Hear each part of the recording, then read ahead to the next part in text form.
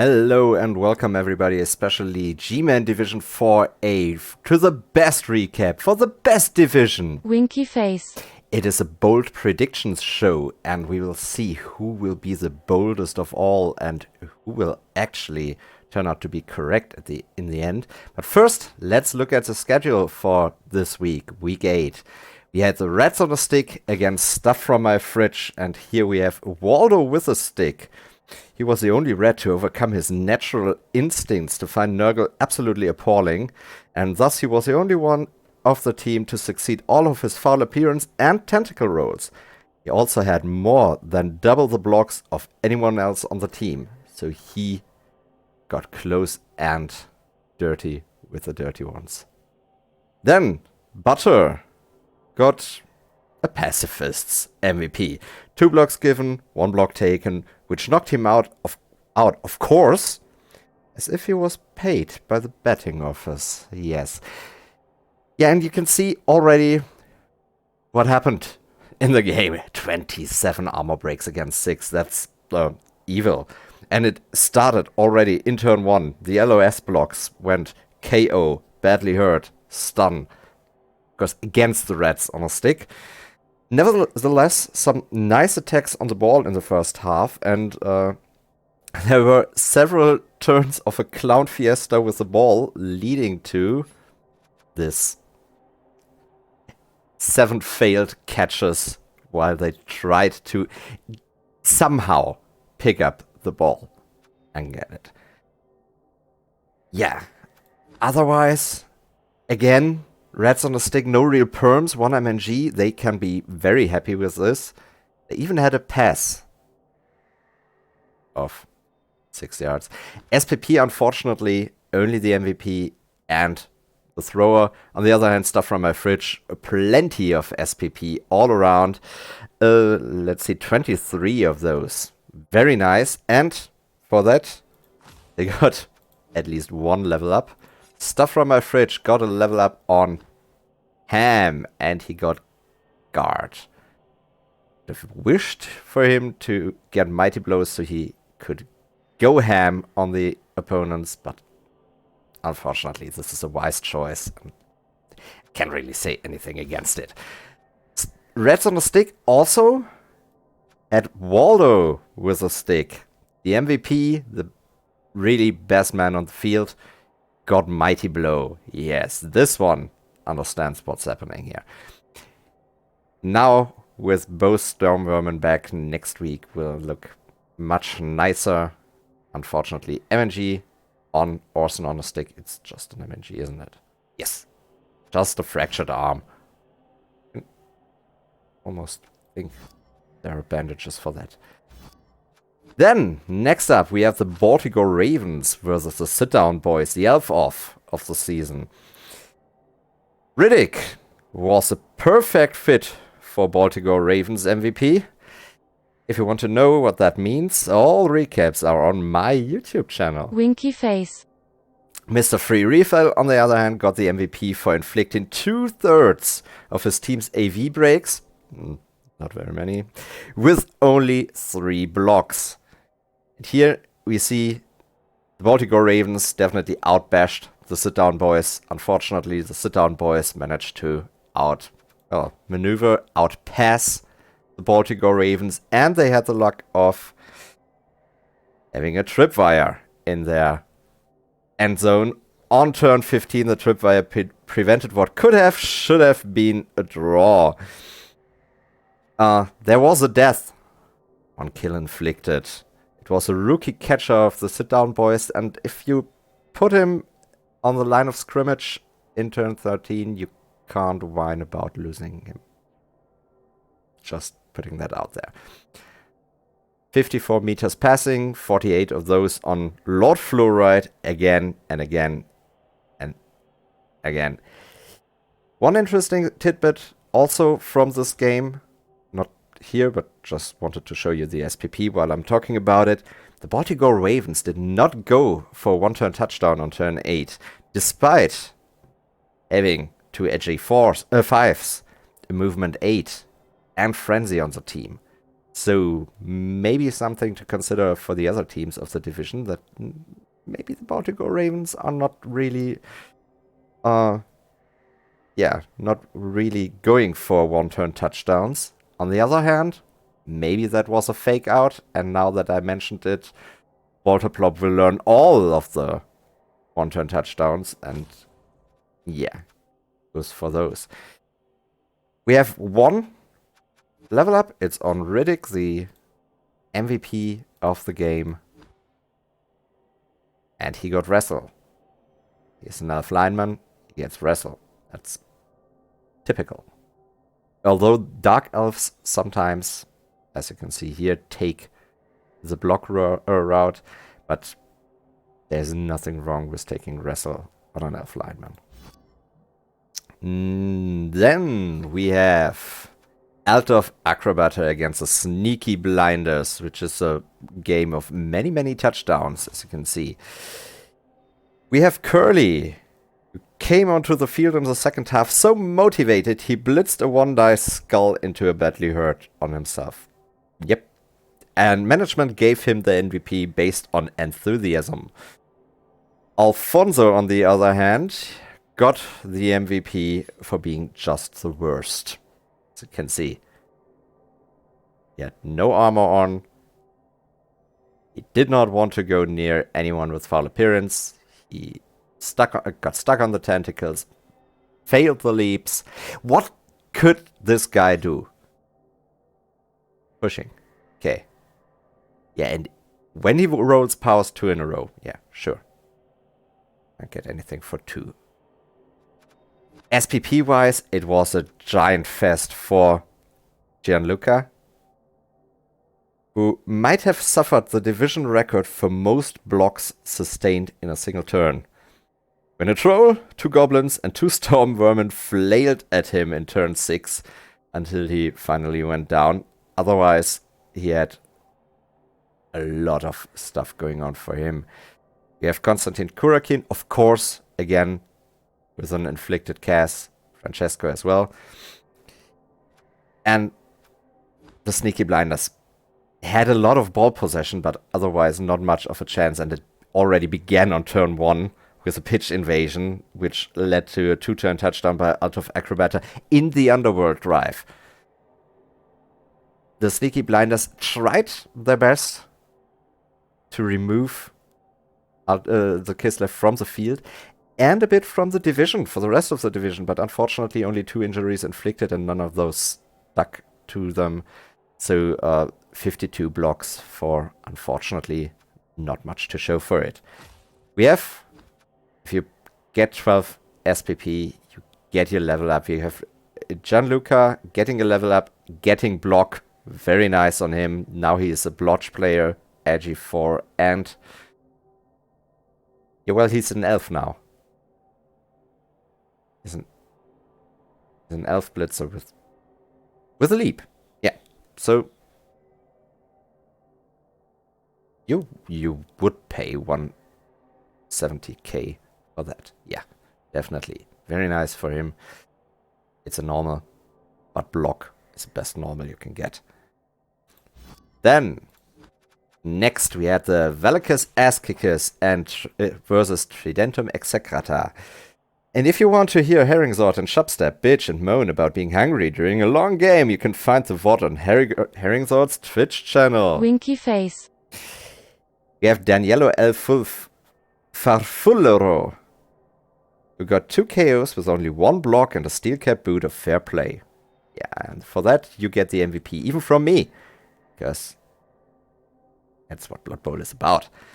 Scopulus, on the other hand, got his 2nd MVP in a row for, yeah, because Fate wants to see the blotch from Abomination prosper in the coming seasons, I would guess. You see, armor breaks very much non-existent for the Tridentum Execrata, and also injuries inflicted very much in favor of the Valakis Ass Kickers. Unfortunately for them, just because you win the Bash War does not mean you win the game. And what happens if you win the Bash War, we get much more SPP than the winning team. At least that's what they got going for them. Not that much interesting otherwise to say about the game. Not even a level up. And it was the third longest game in the division so far. So, yeah, there were 2 that were longer. So, Herringslot and Shopstep should take a step back and think about what they are saying. Long game. As if. Last but not least, we had the Umweltschützerinnen versus Community Sport.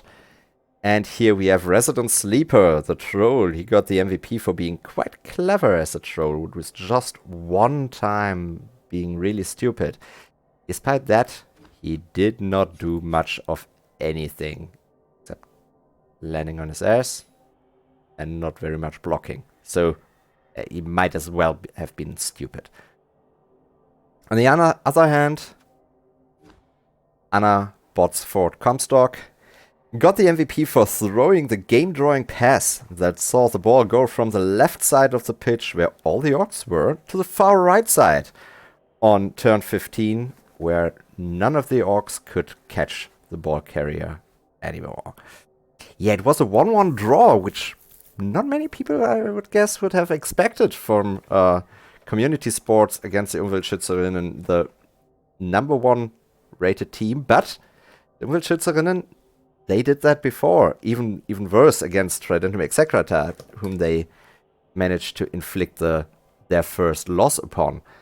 And this draw might even be an early decider for the playoff race, as Alt of Acrobata are now alone in first place.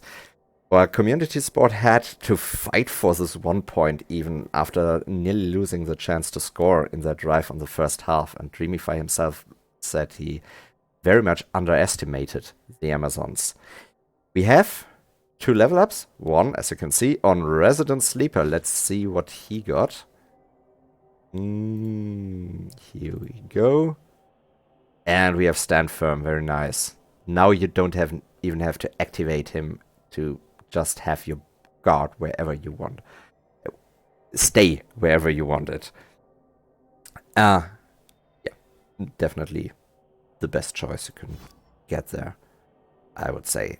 On the other hand, Umweltschützerinnen got a level up on Erin Brockovich, who got Kick, and Kick is also very nice. Not as nice on the Amazons that are not quite as fast as many other teams, but still, Kick is such a valuable, very, very valuable skill that has won me personally many, many a game. So I'm fully on board with this choice. Then, after this, we go to our standings. And we see here Alt of Acrobata solely in the pole position. Valak's Ass Kickers go at the biggest loss of position this time around. Stuff from my fridge, the biggest win. Also a huge win. The Goblins got in front of the not existing Norse. And we only have 2 teams left that need to get in front of the Norse. And I can already tell you, Reds on a Stick will manage that. But they still have their matches against both of these teams. And also I would think the Sneaky Blinders will also manage that. In the race for playoffs, as I said, Alt of Acrobata in front. Challengers Cup. 1 is guaranteed. One of the best in the best 3rd place finishers in all the Division 4s.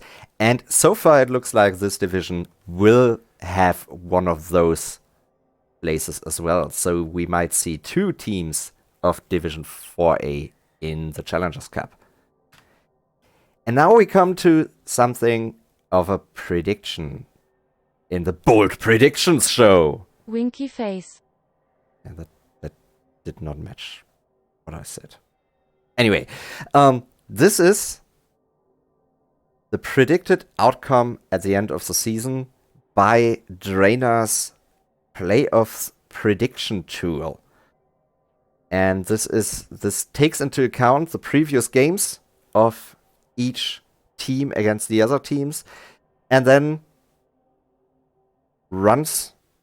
gives every game a specific chance for different outcomes, and then runs these chances 10,000 times to get to these percentages that you can see here. And it tells us that Alt of Acrobata with a 64% chance will finish in first. Umi's Electric Boogaloo, of course, as they are only losing from now on, 100% in the last place. In the middle of the pack, it's quite the race, while in the front, Tridento Execrator and Community Sports are neck on neck. That's a saying, neck on neck? I'm not sure at the moment. Sorry. For the Challengers Cup race, while still some, the sit-down boys and even stuff from my fridge, have a chance to get there. Only the Sneaky Blinders have even the slightest chance to remain behind the Tall Dwarfs with no AV, so I hope very much that the Sneaky Blinders will manage to go in front of the non-existing team. Then, here we see the current standings, the predictions of the bot, and my predictions. Yes, these are my predictions. I think Community Sports will manage to clinch second place. I also think that the Umweltschützerinnen will manage to go up a lot here, while, yeah, unfortunately, Velika's Ass Kickers will go down some places. And here is the big one. I predict the Reds will go over the Little Orcs. Yes. I mean, the computer algorithm by Drainer already said the Reds will go up a place. I think they will go up a lot. And with the upcoming schedule, I think that might even be realistic. So now to the bold predictions. Who is going to the playoffs? 3 people said Community Sports, 2 people said Alt of Acrobata, and that's what happens if you put your bold predictions in before the games of the week are played. Who's going to the Challengers Cup? 3 people said Alt of Acrobata, 3 people said Tridento Execrator, 1 said Community Sports. Interestingly, Tridento Execrator, everyone that tipped Tridento Execrator said they will go in second place. Everyone who tipped Alt of Acrobata said they will go in from third place. Again, all of these tips were done before the matches were played. Next up in the bold predictions are my personal bold predictions, and I have one prediction for each team. First off, I think Lord Fluoride will be injured by a wizard again, like last season.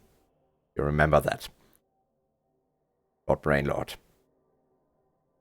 Winky face. Sneaky Blinders will draw a game through a one-turn touchdown. They have multiple chances for a one-turn touchdown. They can throw goblins. They can manage it with a movement 8 thrower. I think they have a chance to do that.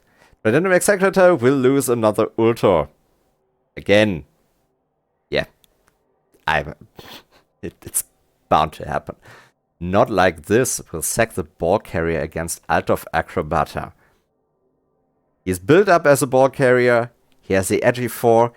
He hasn't done anything from what I have seen, except being a huge target for the opposition. So the taunting works. And I say against Alt of Acrobata, exactly when it counts, he will sack the ball carrier. I will also predict that the Umweltschützerinnen will have the most draws in the division by the end. Currently, the Sneaky Blinders are on on a better trajectory for that. But I think the Uvelschützerinnen have a lot of draws in the future. I don't know if that's a positive. For the Goblins, I think Dilham Chainsey will not cause another injury on an opponent this season. I'm not quite sure if he has caused an injury on an opponent this season so far, because he's always gone off the field in the first few turns. And I don't think that will change. Sorry, Flying Turtle. Other bold predictions. Blasco Kitate El Casco will break the 100 SPP mark. Yes, he is the star in the making, I would say. And that will happen despite them still having their bye weeks. So unlikely to get SPP. And also playing against 2 of the top teams. So also something that is somewhat unlikely to get to yield many SPP. Still, I think he can make it to the 100 SPP mark. Konstantin Kurakin, the lone alignment turned killer, will have inflicted the most AV breaks by the end of the season in this division. I'm quite sure of that. Also, one of Bolterplob's edgy 5 leapers will be fouled into death or retirement after a failed leap. I'm not quite sure what must happen to retire your edgy 5 leaper. I would guess it's a strength bust. But I'm also guessing it will happen. Maybe even the edgy bust, because now you have you pay for your edgy 5, you pay for your leap, and your leap is suddenly only a 3+. Ugh. So maybe even that will lead Bolterplob to retire his leaper. Beefheart and his merry men will level a Black Orc through a touchdown. Yeah. That's the best way to level Black Orcs, I've heard. And since none of his Black Orcs have yet caused many casualties, I would think this is the only way he will manage to level another one, except for MVPs, of course. Then, stuff from my fridge, Sausage will cause the most casualties in the div. That's a bold prediction, very much a bold prediction. No, that's almost a given, I'm sorry. But, and here we have the real bold prediction. Rats on a Stick will lose no more games. Yeah, top that Division 4A in your bold predictions. Will you? Let's see. 2 people say Bolterblob will keep his league players alive. 2 people say nope, no chance that they are alive until the end of the season. Then we have some bold predictions. I'll keep the predictors anonymous until the end of the season when we look at what actually happened. And you feel free to guess who predicted what.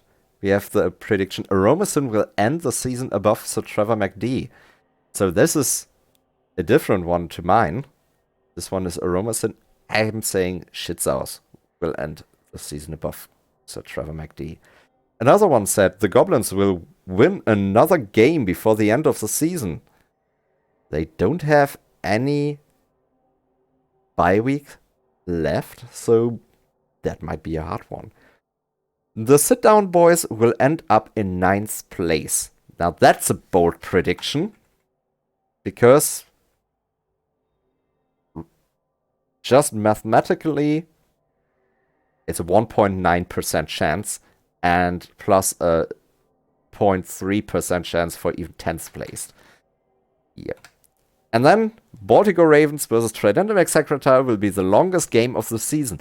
Also actually quite a bold prediction, because the longest game of the season so far has taken 138 minutes.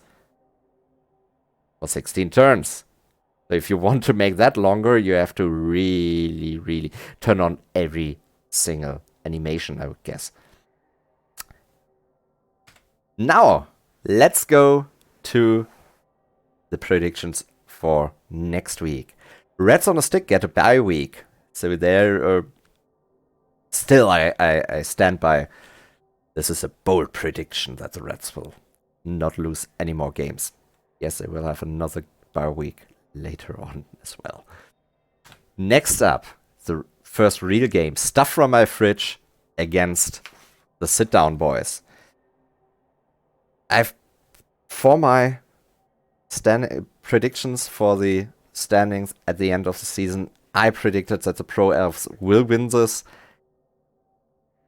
Despite Lord Brainlord's record against Nurgle, I know he hates playing against Nurgle, but I think his players are fast enough and throw far enough that he can just throw the ball over all the disturbing presence that Stuff from My Fridge are able to muster on the field. And even if one of the players is in one disturbing presence, if it's Lord Fluoride, he does not care. He's edgy 6. If it's one of the other ones of the catchers, they have catch built in. They have edgy 4. It's still pretty likely that they will catch the ball. I don't think the Sit Down Boys will lose this one. They are not even the team with the highest team value. They are not even in their stadium, so they can't even get a wizard into the face of Lord Fluoride. So, yeah, my prediction here is a 1-2 in favor of the Sit Down Boys. Next, we have Beefheart and his Merryman versus the Sneaky Blinders. And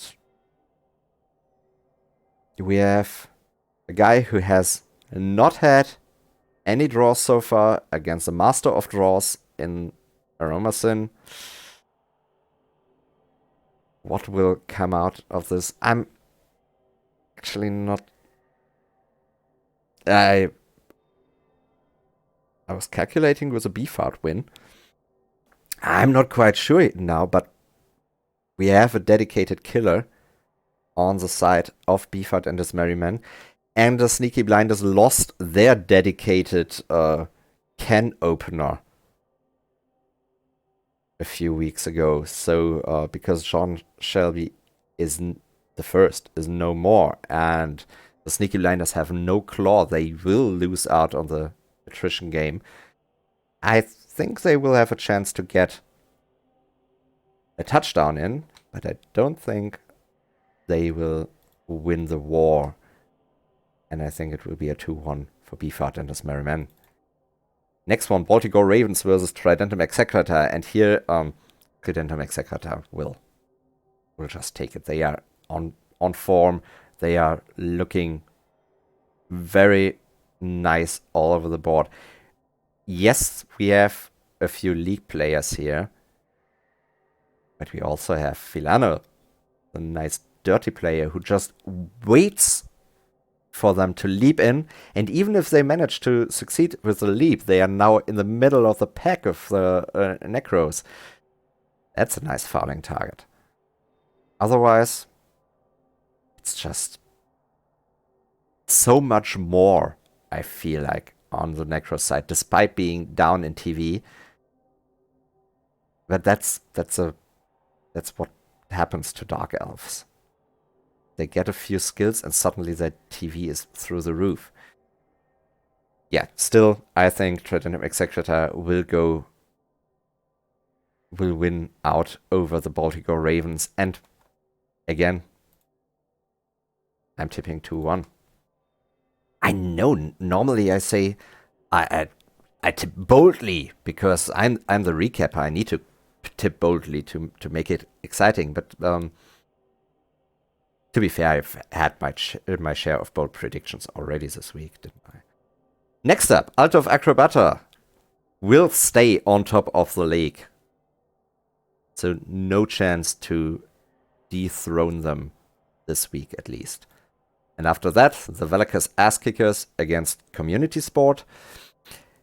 Here I'm going for Community Sport just by what they've managed so far. Velacus Ass Kickers down in 8th place, Community Sport 3rd place, really knocking right on the challenger cutoff. They are in their prime. So are the Velacus Ass Kickers, but still, I don't think the Velicus Aztecas really stand that much of a chance. Only one claw player against all these orcs. The orcs do have a dedicated killer as well, and he will probably even hunt down Johnny Almaxo. So I don't think he will be at least on the pitch by the end of the game. I say Community Sport will take it, and damn it, this is another game that screams 2-1 to me. Yeah. And then, last one for this week. The Bootleg All-Stars versus the Umweltschützerinnen. Of course, we have...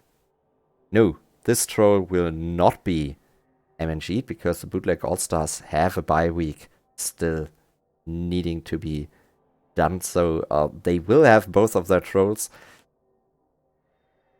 On the other hand, they have no tackle. None at all. And as I already said, Dylan Chainsey, who should have a field day against all the AV7, he is the most unreliable loony I've ever seen. And that, talking about a loony who are already unreliable players on a very unreliable team in the Goblins, I don't think he will do much. Dungus Sagoon, he is the one you have to look out for, but still, he also has no tackle against the Umweltschützerinnen, so I'm not seeing it for the Bootleg All-Stars. I think the Umweltschützerinnen will have their highest win of the season. Bootleg All-Stars won because Slapper Forehead is a really good ball carrier, but the Umweltschützerinnen will complete 3 touchdowns, I say. Enter tips, so it's official. And then, after 2 weeks of other stuff, we finally have the Week 8 awards. Again a weekly awards. And not that much went wrong in the games that got played. And not many people died. Or even got cast, injured, anything. So we only have 3 awards this time around. We have the Gross Award, which goes to Orson on a Stick, who tried to escape tentacles 4 times and failed every time. He probably would have failed a lot more times if he wasn't cast off the pitch. Then Pillow Fist goes to Crixo. Anyone but Crixo, I would have expected here. He was the Killer Instinct Award winner for the in the mid-season, for the mid-season awards. By having very high amount of blocks, of armor breaks, of KOs, of CAS. Well, this week he only had a high amount of blocks, but 1 armor break that did not lead to anything. No. And then we have the actual MVP award. The actual MVP who succeeded 5 out of 5 dodges. 4 out of 4 leaps. That's a hint. He got tackled 8 times, but never got his armor broken. He even passed for 12 meters. He scored 3 touchdowns, and by now you should know who it is. It's a man with a magnificent mustache. It's Gianluca, 12 SPP, and from me, the actual MVP award of the week. So that's it for our bold predictions show. I hope you liked it. I hope you're very much looking forward to seeing what will come true of all our bold predictions. I hope just that they will all come true, because that would make the division that much more exciting. And it's already quite the exciting division, I have to say. I feel lucky to recap this one, despite the 2 bye weeks. Well, have fun out there. See you next week. Winky face.